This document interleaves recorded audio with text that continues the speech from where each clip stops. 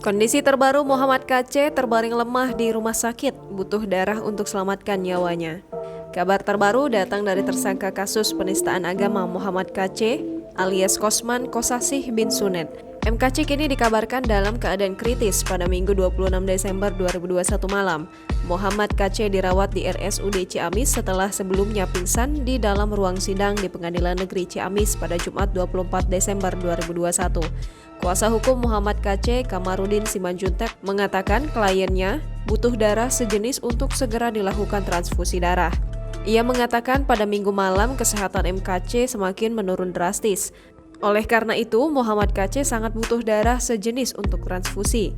Ia juga mengajak mendoakan agar iman Muhammad KC dan keluarga kuat dalam menghadapi cobaan ini.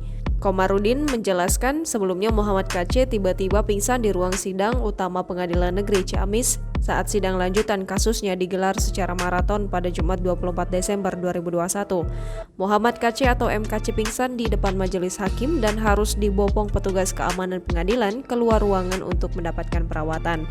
Karena itu, kata Komarudin, pihaknya langsung mengajukan permohonan ke Ketua Pengadilan Negeri Ciamis agar kliennya dilakukan pembantaran untuk berobat ke rumah sakit atau dirawat inap. Komarudin mengatakan saat itu MKC yang tak sadarkan diri dilarikan dari Pengadilan Negeri Ciamis ke RSUD Ciamis menggunakan ambulans untuk dirawat.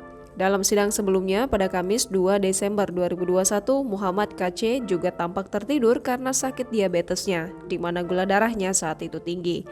Saat itu, agenda sidang adalah pembacaan dakwaan oleh jaksa penuntut umum di mana berkas dakwaan setebal 385 halaman.